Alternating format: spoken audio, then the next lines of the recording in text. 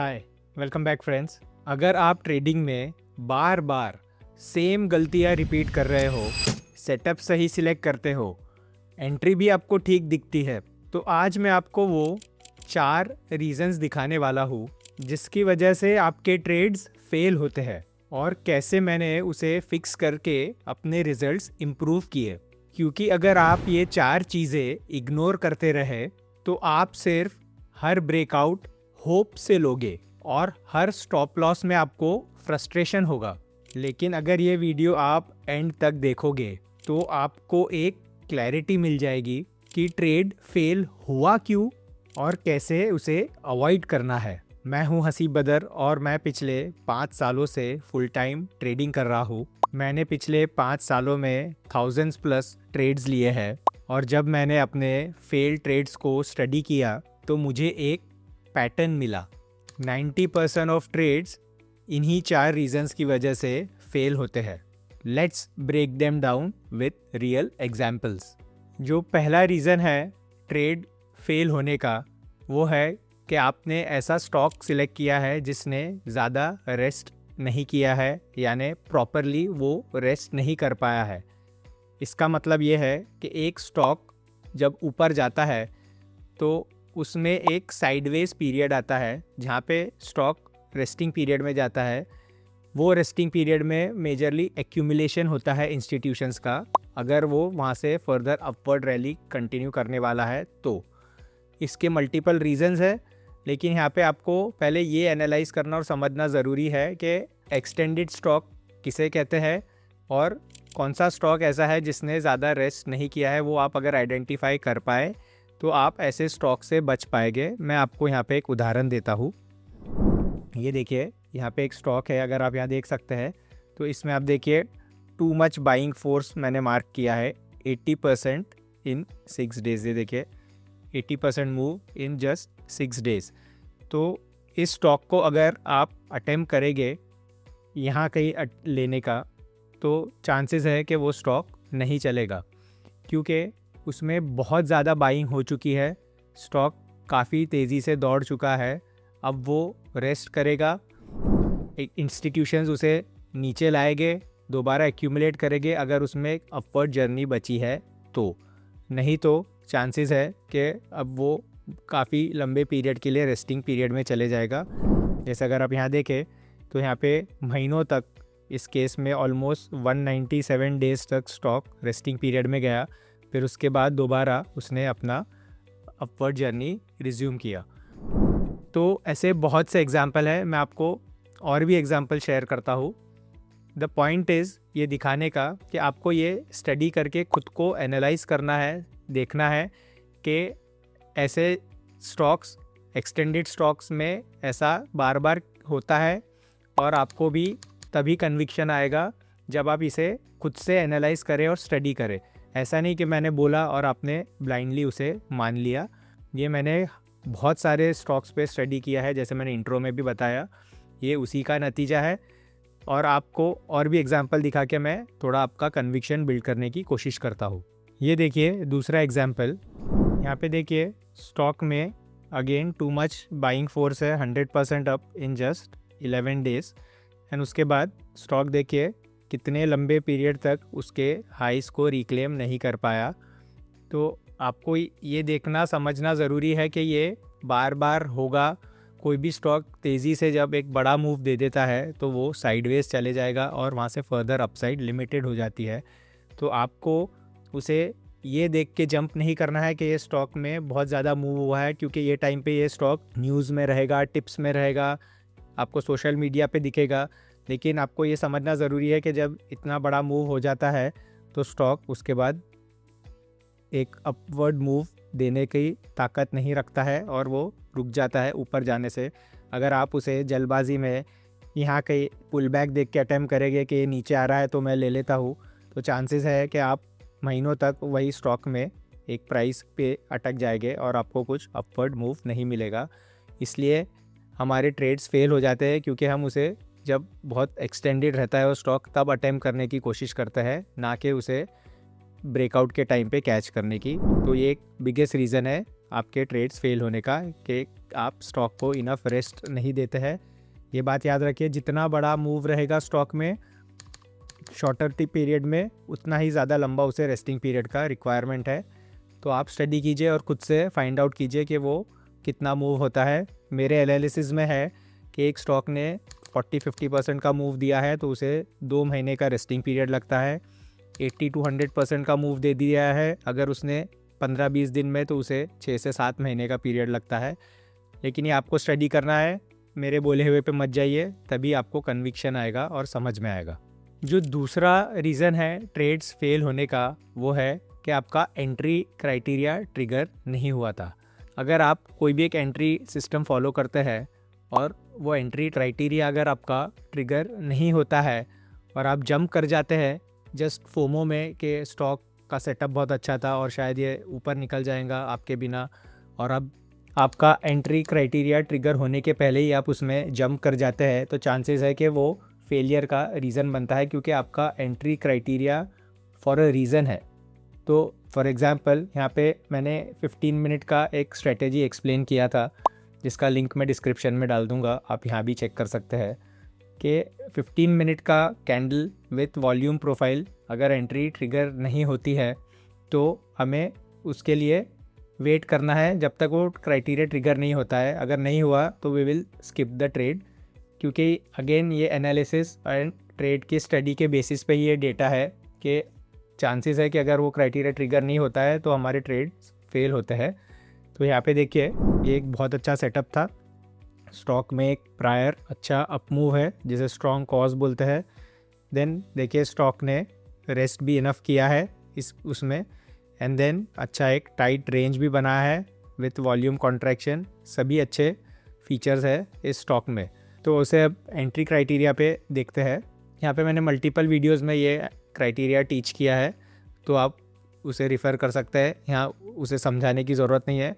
But mainly ये volume profile का value area high है, तो एंट्री क्राइटेरिया ये रहता है कि फर्स्ट 15 मिनट का कैंडल इसके ऊपर क्लोज होना चाहिए, प्लस आर वॉल 15-20% रहना चाहिए इन फर्स्ट 5-15 मिनट्स, एंड उसके 15 मिनट के कैंडल के हाई के ऊपर हम बिड प्लेस करके एंट्री लेंगे। तो यहाँ देखते हैं क्या हुआ। ये देखिए स्टॉक ने बहुत अच्छा ओपन तो किया, 114 आर वॉल प्लस ये वैल्यू एरिया हाई के ऊपर कैंडल क्लोज भी हुआ है। तो अभी आपका बिड टेक्निकली इसके ऊपर बनता है। अगर आपने फोमो में जंप करके जब स्टॉक ओपन हो रहा था और आपको दिखा ये ऊपर जा रहा है, आपने यहीं कहीं ले लिया, तो देखते हैं क्या हुआ इसमें। ये देखिए स्टॉक कोलैप्स हो गया और ट्रेड नहीं चला। तो ये एक बिगेस्ट रीज़न बन जाता है आपका ट्रेड फेलियर का, कि आपने आपका एग्जीक्यूशन क्राइटेरिया जो था वो मीट होने के पहले ही जंप करके एंट्री ले लिया इन प्योर फोमो, और आपके इमोशंस और डिसिप्लिन के अगेंस्ट आपने जाके काम किया है। तो इसके लिए आपको ये रिज़ल्ट आया कि आपका ट्रेड नहीं चला। बहुत बार ऐसा होगा, कभी कभी होगा कि आपका एंट्री क्राइटेरिया ट्रिगर नहीं हुआ और ट्रेड काफ़ी पहले ही निकल जाएगा ऊपर, और इस केस में आपका ट्रेड मिस हो जाएगा। बट आपको अगर एक अच्छा ट्रेडर बनना है तो आपको rule based trading, system based trading, process based trading करना सीखना समझना ज़रूरी है। तो इसी तरह से आप कंसिस्टेंसी अपनी ट्रेडिंग में ला पाएंगे। तो ये एग्जीक्यूशन एरर जो है वो एक रीज़न बनता है हमारे ट्रेड फेलियर्स का। जो थर्ड रीज़न है कि हमारे ट्रेड्स फेल होते हैं, वो है कि market environment was not good. इसका मतलब ये है कि आपके जो ट्रेड्स है वो इसलिए नहीं चल पा रहा है कि मार्केट ही एक करेक्शन मोड में था, और इसे हम आइडेंटिफाई 2 तरीके से करते हैं। एक तरीका है कि यहाँ पे अगर आप देखेंगे, ये है निफ्टी का mid and small cap index, जिसको मैं लगा के रखता हूँ कंपैरिजन के लिए। इसमें आप देखेंगे ये 10 मूविंग एवरेज है एंड दिस इज़ 20। और आप देखना जब भी इंडेक्स इसके नीचे चलता है तो ऐसे टाइम पे आप ट्रेड्स अटेम्प्ट करने जाएंगे तो चांसेस ऑफ फेलियर बहुत ज़्यादा बढ़ जाते हैं। इसका रीज़न ये है, ये टाइम पे majority of the stocks trades एक करेक्शन मोड में रहते हैं, बहुत ही चॉपी एनवायरनमेंट रहता है, और आपके स्टॉप लॉसेस हिट होने के चांसेस बढ़ जाते हैं। एंड सिमिलरली जब मार्केट 10 एंड 20 के ऊपर चलता है तो कोई गारंटी नहीं है कि इसमें भी आपके ट्रेड चलेंगे, लेकिन चांसेस बढ़ जाते हैं क्योंकि मेजॉरिटी ऑफ द स्टॉक्स अच्छे से परफॉर्म करते हैं। तो जैसे मैंने कहा इसके 2 तरीके हैं। तो दूसरा तरीका ये है कि आपको मार्केट ब्रेथ चेक करना ज़रूरी है, यानी 20 मूविंग एवरेज के ऊपर अगर 1000 से ज़्यादा स्टॉक्स है तो वो एक हेल्दी मार्केट ब्रेथ माना जाता है कि इतने सारे स्टॉक्स 20 मूविंग एवरेज के ऊपर है तो वो अप ट्रेंड में है, क्योंकि 20 मूविंग एवरेज एक शॉर्टर टाइम फ्रेम है और उसके ऊपर स्टॉक्स चलते हैं तो वो अप ट्रेंड शो करता है। अगर इतने स्टॉक्स ऊपर है तो आपको ये भी समझता है कि स्टॉक्स आर परफॉर्मिंग वेल। तो अगर आप यहाँ पे देखें, ये चार्टिंग का डैशबोर्ड है, इसका लिंक मैं डाल दूंगा, आप वहाँ से इसे रेफ़र कर सकते हैं। तो यहाँ पे जब भी ऐसा एनवायरनमेंट रहा कि about 20 moving average stocks are more than 1000, 1200 के ऊपर है तो बहुत ही अच्छा, तो तब हमें ट्रेडिंग करनी चाहिए। और जब ऐसा एनवायरनमेंट है जहाँ पे about 20 MA less than 1000 stocks है तो आप चुपचाप साइडलाइंस पे बैठ के देखिए, क्योंकि ऐसे टाइम पे हो सकता है 1-2 स्टॉक चल जाए लेकिन majority of the trades fail होते हैं। तो हमें ये टाइम पे ट्रेडिंग को अवॉइड करना है और पेशेंटली बैठना है, क्योंकि अगर आप ऐसे टाइम पे भी ट्रेड करते हो तो आप ओवर ट्रेडिंग के भी शिकार बनोगे। चाहे आप छोटे स्टॉप लॉस से करो, आप डेथ बाय 1000 कट्स के विक्टिम बनोगे। अननेसेसरी ऐसे एनवायरनमेंट में ट्रेड ना ही करे तो बेहतर रहता है। तो ट्रेड फेलियर का एक बिगेस्ट रीज़न है कि मार्केट एनवायरनमेंट अच्छा नहीं था। और जो चौथा और इम्पॉर्टेंट रीज़न है कि वो है कि हम खुद ही ट्रेड में इंटरफियर कर बैठते हैं, इसलिए हमारा ट्रेड नहीं चल पाता है, क्योंकि हमारे पास कोई रूल नहीं है, कोई सिस्टम नहीं है। तो बिगेस्ट रीज़न बनता है इंटरफियरेंस का। हम हमारे मूड पे, हमारे अकाउंट को देख के ट्रेड करते हैं। अगर अकाउंट लॉस में है, थोड़ा प्रॉफिट आया तो हम प्रॉफिट बुक कर लेंगे, चाहे सेटअप बहुत अच्छा था, एनवायरनमेंट अच्छा था, हम ये सब नहीं देखेंगे। और हो सकता है अकाउंट अच्छा चल रहा है तो हम लालच में बुक ही नहीं करते हैं प्रॉफिट, यहाँ पे बुक करना भी ज़रूरी था। तो ऐसे मल्टीपल रीजंस बनते हैं। आप डर के मारे, लालच के मारे बहुत सारी ऐसी गलतियाँ करके इंटरफेयर कर जाते हैं। एक एग्जांपल देता हूँ कि अगर आप यहाँ देखें कि एक स्टॉक में बहुत अच्छा सेटअप था, ये प्रायर अप ट्रेंड था, देन साइडवेज जाके रेस्टिंग किया, एंड यहाँ पे अगर अज्यूमिंग आपने स्टॉक को अटेम्प्ट करने की कोशिश की कहीं इस दिन पे, तो आपका देखिए स्टॉक चला ऊपर, एंड देन आपका अगर क्लियर रूल रहता कि मेरा ओरिजिनल स्टॉप लॉस हिट होगा, मैं तभी एग्जिट करूँगा, तो जब ये स्टॉक यहाँ पे ऊपर जाने के बाद नीचे आया तो आप यहाँ इस दिन कहीं इंटरफियर कर गए डर के मारे कि मेरा तो स्टॉप लॉस हिट हो जाएगा, और आप एग्जिट कर जाते हैं इंटरफियर करके, क्योंकि आपको यहाँ पे ओपन गेन्स दिख रहे थे, एंड देन वो नीचे आया तो आप डर के मारे निकल गए, और उसके बाद स्टॉक ने कुछ ऐसा बड़ा अप मूव दिया और आप साइडलाइंस पे ही रह गए और आपको वो विनर नहीं मिला। ऐसे केस में ऐसा होता है कि बहुत बार आप फिर फोमो में ऐसे रैंडमली यहाँ कहीं जंप कर जाओगे, देन फिर ऐसे मूवमेंट का शिकार बन जाओगे, या फिर फ्रस्ट्रेशन में आप और भी लेट जंप करने की कोशिश करेंगे जब बहुत अगेन स्टॉक एक्सटेंडेड हो गया था, जिसका मैंने पहला एग्जांपल बताया कि रीज़न था एक्सटेंशन बहुत होता है स्टॉक में, तो स्टॉक नहीं परफॉर्म करता जैसे इस केस में हुआ। तो ऐसे मल्टीपल रीजंस बनते हैं। अगर आपको इंटरफियरेंस से बचना है तो आपका एक क्लियर रूल रहना चाहिए कि आप कब इंटरफियर करेंगे और कब नहीं करेंगे।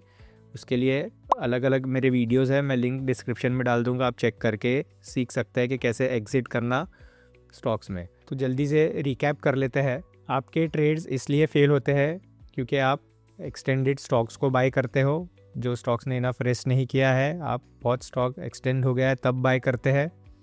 दूसरा रीज़न है आपका एंट्री क्राइटेरिया ट्रिगर नहीं हुआ था, आप उसके पहले ही ट्रेड में जंप कर गए। तीसरा रीज़न है कि मार्केट एनवायरनमेंट ही अच्छा नहीं था और आप फोर्सफुली ट्रेड कर रहे हो ऐसे मार्केट में। और चौथा रीज़न है कि आप ट्रेड में बिना रूल्स और बिना प्रोसेस के ट्रेड करते हो और अननेसेसरी इंटरफियर कर जाते हो, तो आपके ट्रेड्स नहीं चलते हैं। तो आपको भी अगर एक कंसिस्टेंट ट्रेडर बनना है और ये सब चीज़ें डीपली अच्छे वे में सीखनी है, तो आप मेरी वेबसाइट पे जाइए tradewithhasib.com पे, वहाँ आप मेरी कम्युनिटी का हिस्सा बन सकते हैं, या तो आप मेरा वीडियो कोर्स और PDF कोर्स को चेकआउट कीजिए, जहाँ पे ये सब चीज़ें मैंने बहुत ही सिंपल वे में एक्सप्लेन की है, जो आई एम श्योर कि आपकी ट्रेडिंग में काफ़ी हेल्प करेगा। तो वीडियो पसंद आया है तो लाइक कीजिए, चैनल को कीजिए सब्सक्राइब। कमेंट्स में ज़रूर बताएं आपकी कुछ क्वेरी है तो मैं सभी कमेंट्स को आंसर करता हूँ। और याद रखिए हम हमारा नसीब खुद बनाते हैं। Thank you.